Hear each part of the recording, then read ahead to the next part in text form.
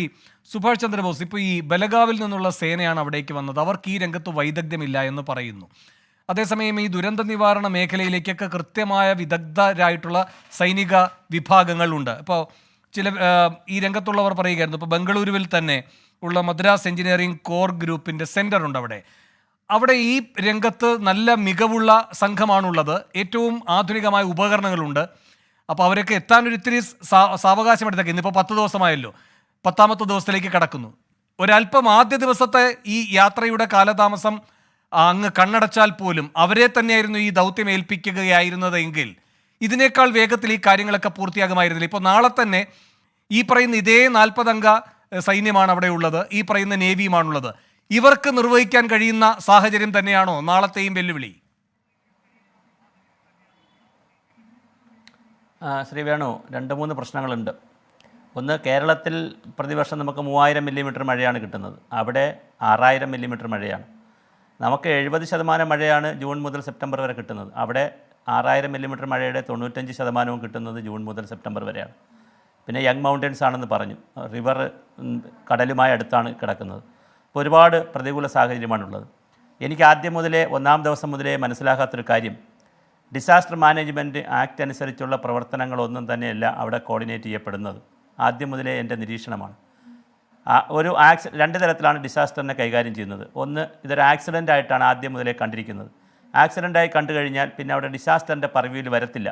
അപ്പോൾ അങ്ങനെ വരാതിരുന്നാൽ local police വരിക, അല്ലെങ്കിൽ പിടിക്കാർ വരിക, റോഡ് ക്ലിയർ ചെയ്യുക, ആരെങ്കിലുമൊക്കെ പിന്നെ ജീവിച്ചിരിക്കുകയാണെങ്കിലും മരിക്കുകയാണെങ്കിലും അവരെ ജീവനോടെ ആണെങ്കിലും ആശുപത്രിയിൽ എത്തിക്കുക, മരിക്കുകയാണെങ്കിൽ അവരെ ബോഡി ഇങ്ങനെയൊക്കെയുള്ള വളരെ നമ്മുടെ നാട്ടിൽ നടക്കുന്ന ആക്സിഡൻറ്റിൻ്റെ ഒരു പർവ്യൂവിലാണ് ഇത് കിടന്നത്. പക്ഷേ ഇത് ലാൻഡ് സ്ലൈഡും കൂടി വന്നതുകൊണ്ട്, ഇതിനകത്ത് കൃത്യമായൊരു ലാൻഡ് സ്ലൈഡ് വന്നതുകൊണ്ടും ആ ടെറൈൻ അങ്ങനെ ഉള്ളതുകൊണ്ടും തീർച്ചയായും ഇത് ഡിസാസ്റ്റർ മാനേജ്മെൻറ്റിൻ്റെ പർവ്യൂവിലേക്ക് കയറ്റിയെടുക്കണമായിരുന്നു. അങ്ങനെ കയറ്റിയെടുത്തു കഴിഞ്ഞാൽ, അങ്ങനെ ഡിസാസ്റ്റർ മാനേജ്മെൻറ്റിൻ്റെ പർവ്യൂവിലേക്ക് ഇത് കൊണ്ടുവന്ന് കഴിഞ്ഞാൽ പിന്നെ ഈ പറയുന്ന ഒരു കോർഡിനേഷനോ ഈ പ്രശ്നങ്ങളോ ഒന്നുമില്ല. ഡിസാസ്റ്റർ മാനേജ്മെൻറ്റ് ആക്ട് അനുസരിച്ച് സംസ്ഥാന മുഖ്യമന്ത്രി ആരായിരുന്നാലും അദ്ദേഹം ചെയർമാനായിട്ടുള്ള ഡിസാസ്റ്റർ മാനേജ്മെന്റ് കമ്മിറ്റി. ഒരു സംശയം അങ്ങോട്ട് ചോദിച്ചോട്ടെ, ഇപ്പോൾ ഇവർ തന്നെ ഇതിൽ ഏത് ആക്ട് പ്രയോഗിക്കണമെന്ന് സംശയിച്ച് നിൽക്കുന്ന സാഹചര്യം എന്തുകൊണ്ടുണ്ടായി എന്നാണ് താങ്കൾ കരുതുന്നത്? പ്രത്യേകിച്ചും ഇപ്പോൾ ഇതൊരു പരിസ്ഥിതി ദുർബല മേഖലയാണ്. പരിസ്ഥിതി ദുർബല മേഖലയിൽ ഇങ്ങനെ ഒരു വലിയ മഴ, മണ്ണിടിച്ചിലൊക്കെ ഉണ്ടാകുമ്പോൾ അത് ആക്സിഡന്റ് ആണോ ഡിസാസ്റ്റർ ആണോ എന്ന് വേർതിരിക്കേണ്ട കാര്യമുണ്ടോ? കാരണം ആ മേഖലയുടെ തന്നെ പ്രത്യേകത വെച്ചുകൊണ്ട് അത് പരിസ്ഥിതി ലോല മേഖലയാണെങ്കിൽ സ്വാഭാവികമായും ഡിസാസ്റ്റർ മാനേജ്മെന്റ് ആക്ട് ആണ് അവിടെ പ്രവർത്തനക്ഷമമാകേണ്ടത്. അതാ ഞാൻ പറഞ്ഞത്, ലാൻഡ് സ്ലൈഡ് കൂടി വന്നു കഴിഞ്ഞ സാഹചര്യത്തിൽ അത് ഡിസാസ്റ്റർ മാനേജ്മെൻറ്റ് ആക്ടിലേക്ക് കൊണ്ടുവരാം. അങ്ങനെ കൊണ്ടുവരണമെങ്കിൽ കൊണ്ടുവരുന്ന അങ്ങനെ ഒരു പിന്നെ ലൈഫിന് ഒരു ത്രട്ടനുണ്ട്. അവിടെ 8-9 ജീവനുകൾക്ക് ത്രട്ടനുണ്ട്. അവർ മരിച്ചോ ഇല്ലെന്ന് നമുക്കറിയത്തില്ല. ഇപ്പം അർജുൻ മാത്രമല്ലല്ലോ, ബാക്കിയുള്ളവരും എവിടെയെങ്കിലും ദ്വീപിലോ എവിടെയെങ്കിലും കിടക്കുമെന്ന് നമുക്കറിയത്തില്ല. അപ്പോൾ അതുകൊണ്ട് ഇതിൽ ലൈഫിന് ത്രട്ടനുള്ളത് കൊണ്ടും ഇത് ലാൻഡ് സ്ലൈഡ് വന്നതുകൊണ്ടും ഡിസാസ്റ്റർ മാനേജ്മെൻറ്റ് ആക്ട് അനുസരിച്ച് പ്രവർത്തിക്കാം. അങ്ങനെ പ്രവർത്തിക്കാൻ തീരുമാനിച്ചു കഴിഞ്ഞാൽ ജില്ലാ കളക്ടർക്ക് അമിതമായ അധികാരമാണുള്ളത്. അതുപോലെ തന്നെ സംസ്ഥാന ചീഫ് സെക്രട്ടറി എന്ന് പറഞ്ഞാൽ കമാൻഡർ ഇൻ ചീഫ് എന്നാണ്. കമാൻഡർ ഇൻ ചീഫ് എന്ന് പറഞ്ഞാൽ നമ്മളൊരു പട്ടാള മേധാവിയുടെ അല്ലെങ്കിൽ ഒരു സൈന്യ മേധാവിയുടെയൊക്കെ അധികാരമാണുള്ളത്. സമ്പത്തും അധികാരവും ആരെയും മൊബിലൈസ് ചെയ്യാൻ കഴിയുന്ന അധികാരമാണുള്ളത്. ഇപ്പം തന്നെ അവിടെ പറയുന്ന കേട്ടല്ലോ വേണുജി, എന്താണ് നാളെ ഇറിഗേഷൻ ഡിപ്പാർട്ട്മെൻറ്റിൻ്റെ എന്തോ അനുവാദം വേണമെന്നും അല്ലെങ്കിൽ വിവിധ ഡിപ്പാർട്ട്മെൻറ്റുകളെ കോർഡിനേറ്റ് ചെയ്യണമെന്നും. ഇതൊരു പരിഹാസമാണ്. ഇന്ത്യയിലെ 2005 ഡിസാസ്റ്റർ മാനേജ്മെൻറ്റ് ആക്ടിന് ശേഷം 2006 മുതൽ ഓരോ പരിപാടിക്കും ലാൻഡ് സ്ലൈഡ്, ഫ്ലഡ്, ഡ്രോട്ട്, ഇങ്ങനെ ഓരോ പരിപാടിക്കും SOP ഉണ്ടാക്കിയിട്ടുണ്ട്. ഓരോ പരിപാടിക്കും പ്രോട്ടോക്കോൾ ഉണ്ടാക്കിയിട്ടുണ്ട്. അതുകൊണ്ട് തന്നെ ഇത് വളരെ ഗൗരവമായി ടേക്കപ്പ് ചെയ്യുന്നൊരു വിഷയമുണ്ട്. അങ്ങനെ ടേക്കപ്പ് ചെയ്തിരുന്നെങ്കിൽ ഇപ്പോൾ രഞ്ജിത്ത് ഇസ്രായേലോ അല്ലെങ്കിൽ നമ്മളാരെങ്കിലോ മീഡിയകളോ പുറത്തു നിന്നുള്ള ആളുകൾ ചെന്ന് പറയുകയാണ്, നിങ്ങൾ അവിടെ പരിശോധിക്കൂ, ഇവിടെ എന്ന് പറഞ്ഞു, അതൊന്നും അവർ കേൾക്കേണ്ട കാര്യമില്ല. അവർക്കൊരു പ്ലാനുണ്ട്. ഒരു സംശയം കൂടി അങ്ങോട്ട് ചോദിച്ചോട്ടെ.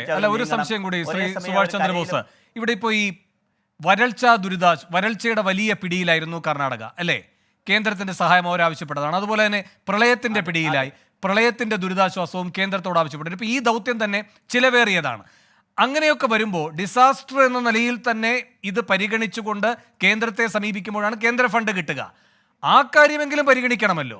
ഈ 2 ദുരിതം അനുഭവിക്കുകയാണല്ലോ കർണാടക. വരൾച്ചയും അനുഭവിച്ചു, ഇപ്പോൾ ഈ പ്രളയവും അനുഭവിക്കുന്നു. എന്നിട്ടും ഇത് ഈ പറയുന്ന രൂപത്തിൽ ഒരു അപകടം മാത്രമെന്ന നിലയിലേക്ക് ലഘൂകരിക്കുന്നത് എന്തുകൊണ്ട്? അതാ ഞാൻ വീണ്ടും പറഞ്ഞല്ലോ, ഇതിനകത്ത് 2 വിഷയങ്ങളുണ്ട് മാഷേ.